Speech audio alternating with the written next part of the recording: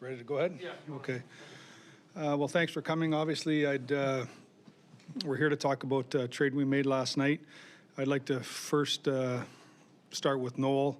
I had a good chat with him last night when I told him that he was moving on to Toronto, and thanked him for his services, and wish him and Kate nothing but the best in Toronto.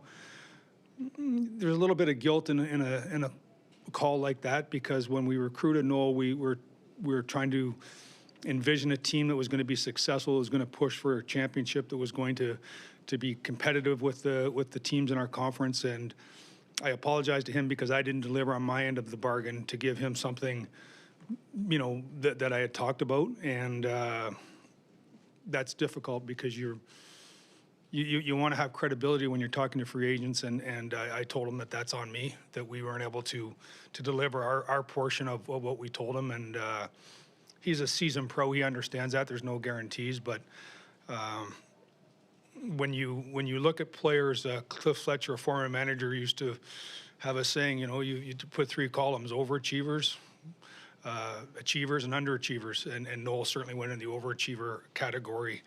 This year, he was a heck of a player for us, and I think he's going to be a great asset to a playoff team in Toronto. And then to Ryan O'Reilly, that's obviously a very difficult phone call, just because of how he arrived, the fanfare that went with his arrival, and then the production that he had, taking St. Louis to a place it had never been as a championship team, winning the Conn Smythe, winning the Selke, becoming our captain. I said this to Vladdy when he left too, that I fully understand that whatever success I've had as a manager is on the back of the players, and no one greater than those two players for helping me move along. So I want to wish Ryan and his family nothing but the best in Toronto, and they're both going to situations where change is difficult, but they're going to a team that is planning on being competitive. We're going to have a difficult first-round matchup, and it's going to be must-see TV. But I think they're going to really help the Leafs as they try and push forward. So with that, I think it's probably just easy to answer any questions you may have. Doug, what was the conversation like with Ryan last night? It was difficult. Jimmy, what I usually do on these is cut to the chase pretty quick, and then tell them I'm going to call them in a couple of weeks.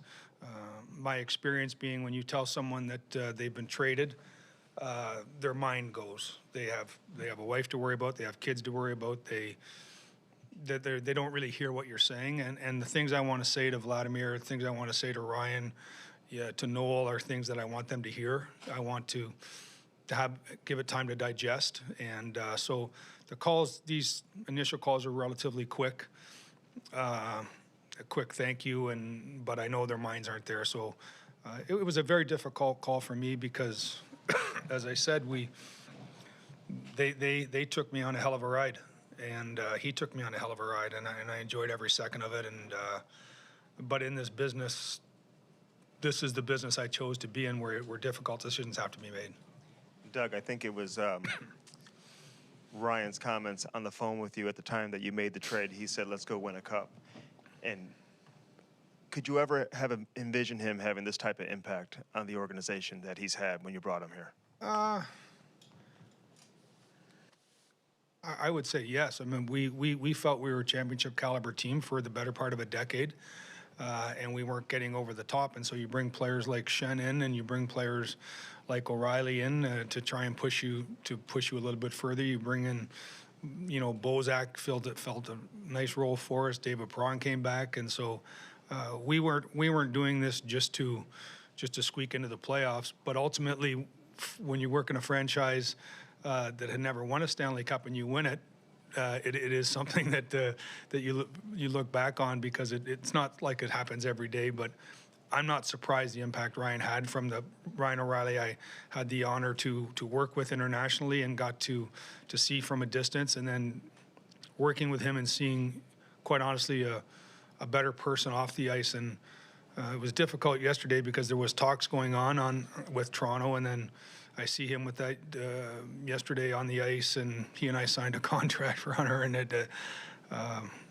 those are things that stick in your mind.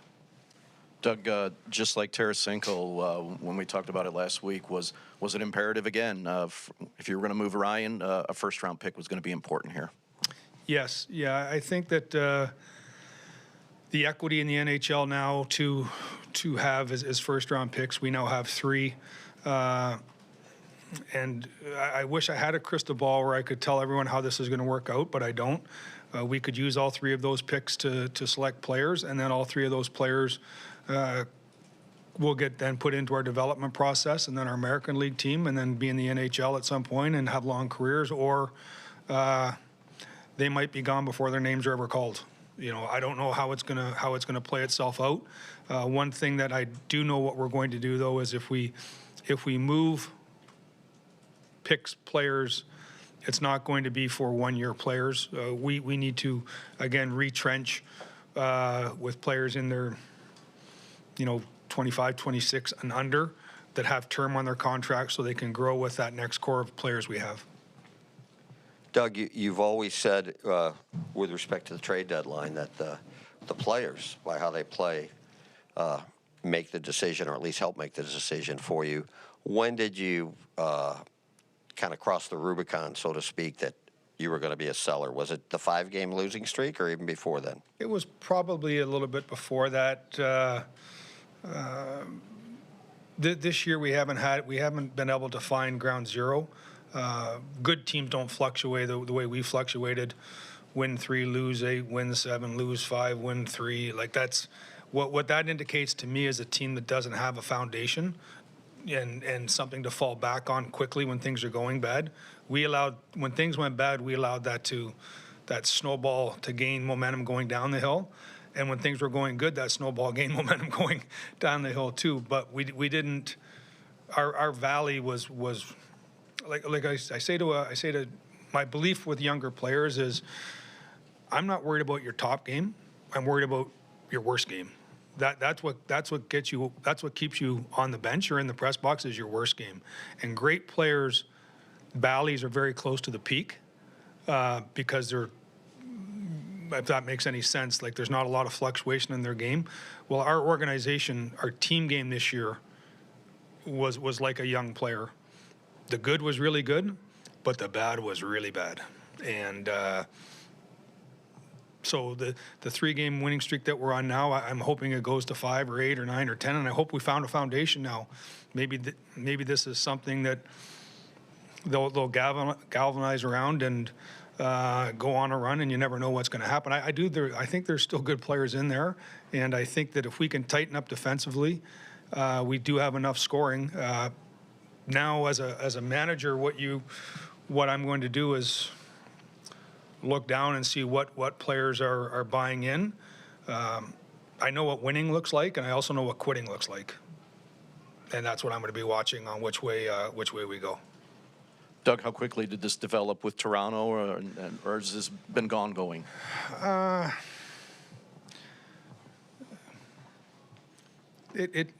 deal itself came together quickly. The talks have been going on for a long time with a lot of teams. So it's really hard to say. I can't get into their mind when they were ready to push this through, but I know that I've been talking to teams about our situation, and it's not like anyone in the NHL, the other 31 managers, had any question what St. Louis's objective was. Army, I got a 2-part question. First off, are you content with the leadership group that you have in place right now without Ryan? And I know he's property of another team, but if he were to be available in the summer, would you ever close the door on the potential of bringing a player like him back? Well, I don't want to talk about Ryan, but I have nameplates I put up on our board, and I never throw them away because I would have had to go back to and waste the owner's money getting 4 for David Perron or whatever. So I never say never for a player returning, especially a high character and of any of the guys. But there's also no guarantees. There's when someone leaves.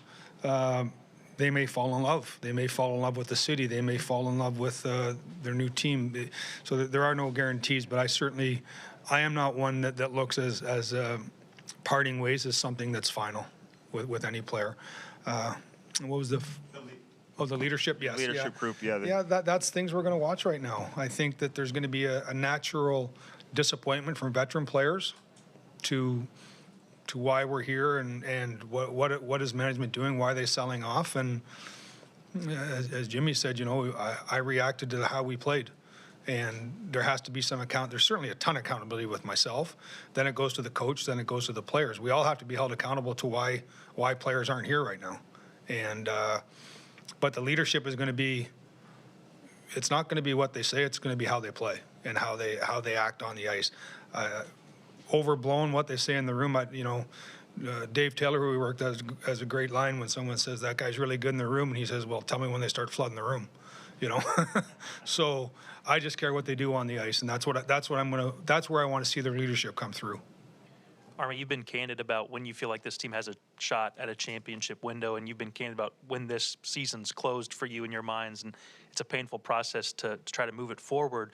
When is it fair to expect that you guys could be back in that spot where you feel like a window is open to compete at the highest level? Probably I can answer that better probably August 15th. Meaning I'm going to know what happens at the draft. I'm going to know what we were able to do with those picks. Did we use those picks for future players? Did we trade those picks for current players? My experience is your team is pretty well set in early August. There's not a lot of big trades made then, and so I just need time to play itself out on what happens with these assets that we're gaining now for the future. What trading these players doesn't do, though, it doesn't make Snuggerud more mature today. It doesn't make Bolduc more mature today. It doesn't make them any more ready to come in. It doesn't take Jake Neighbors to a first-line left winger today that should be expected to score 30 goals. They're going to mature at their own rate, and it's my job is not to ruin their careers by putting them in positions to fail. What happens between now and then can be looked at as hopefully expediting that process, giving those guys chances to show what they can do and what you need to put around them? Yeah, we're going to use this, as I say, we brought Alexandrov up, we had Neighbors up here, Tucker's up here now. They're going to get opportunities, but again, they're not going to get opportunities where we're throwing them in the deep end with a lead vest on. If they can't swim, we're going to pull them out and put them back in a different pond, which could be the American League, because they're flourishing down there. But it's all. They hate when I tell them this. It's all part of the process because they're young. They want the process. They want the finished product now, which is chartered airplanes and Ritz-Carltons. And I don't blame them, but sometimes you got to go on a bus and stay at the Holiday Inn too. So they don't stay in the Ritz-Carltons in the A? They drive by those. I just wanted to follow up on what you said earlier about you keeping an eye on what players are they going to quit? Are they going to respond? What do you think the team morale will be now? Because, as you mentioned, they're like, okay, they're sellers. I probably need to rephrase that. They're not going to quit. That's not in a pro athlete's DNA. You don't get to this level by quitting. It's just the morale right now, I'm sure from veteran players, is disappointment.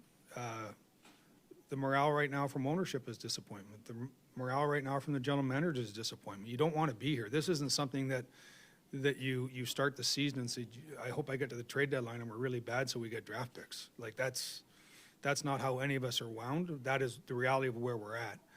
But they have to be pro athletes and the professionalism has to come through where they're ready to take the next challenge. And so I used the wrong term and quit. They're not going to quit. That's not, you don't get to the NHL by putting up a white flag so easily. It's just I want to see them respond in the right way. And the right way to me is how we defend. Offense is God-given. Defense is a system. And it's in your DNA. Like all players can defend. It's the desire to defend that separates them. So I got more time. Would anybody have more questions or? You don't have to force any, Jimmy. No, I've been fascinated by the number of scouts there. What is that like for you? And you're going out and talking to them too. You've never been really through anything quite like this, have you? I realize you made a lot of moves before 18, 19, but still in terms of sending out core players. Yeah, I go back to when I was in Dallas, we were never a seller. When I first got here, Larry and JD were managing the team, and I was helping out. We were in the sell mode there a little bit. I think maybe my first year as a manager, but not to this extent. Not to. We were selling because we were growing, and we were so. Those years we thought we might end up in this spot. I didn't think we were going to end up in this spot, which would have been this actually in a crazy way made my job easier, not harder. It would have been difficult to be sitting in front of you today if we had 5 more wins, which is 10 more points, and telling you why it was a good idea to move Vladimir Tarasenko and why it was a good idea to move Ryan O'Reilly and Mikhail and Noel for draft picks on a team that was fighting for a playoff spot or in a playoff spot or fighting for a championship. This one was crystallized, as I said. We're 2/3 into the season and we're 1 game over 500. Doug, just with the amount of respect that you have for Ryan, did you maybe afford him the opportunity to maybe present to you some teams that he maybe would prefer to go to? Yeah, we had a conversation on it. If there was equal value, I would certainly give him the opportunity. As I said, first-round picks aren't, they're not every team is willing to give a first-round pick, no matter how good the player is. And so the list of teams that were in this was quite small. Did you feel like you owed it to this group this season to try to give them that shot to prove that this window was open? Yeah. And is that part of why? I mean, obviously the answer you got back was it's time to turn the page. But going into this season, was there a sense of you don't, because of what the heights that the core had achieved, you don't sell them, try to beat the downturn. You let it happen before you make a move. Yes. Yeah. I think I was hoping. Obviously, I was hoping to be here and celebrating a Stanley Cup, but I was also prepared to be here and lose in the first or second round and be getting drilled by, well, now you've lost and you have no future assets and you've done all this stuff. You're an idiot. I was hoping to have to be labeled like that as a guy that didn't maximize his assets.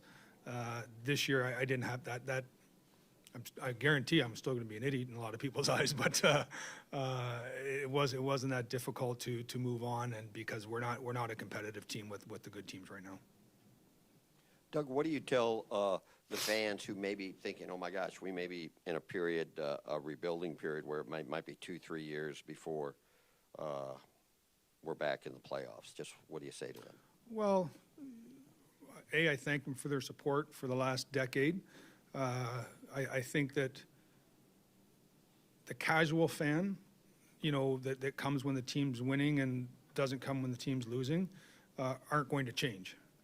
And the hardcore fans, they understand the ebbs and flows of pro sport, that your window is so long and then you have to retrench. And the team that I look to, like I'd like to emulate right now or even be quicker, is LA. I saw the way Detroit, like New Jersey and Boston or Buffalo and Detroit did it. That's 5, 6, 7 years. LA did it very quickly, and I'd like to do it very quickly. How much, I'm guessing maybe because of COVID, when all said and done, maybe, I don't know, 12 to 15 million of cap room you've lost over a period of years. How much of this could have been avoidable without a once-in-a-century pandemic? I don't think much, really. Players are still going to be 31 and 32 today, pre or post-COVID.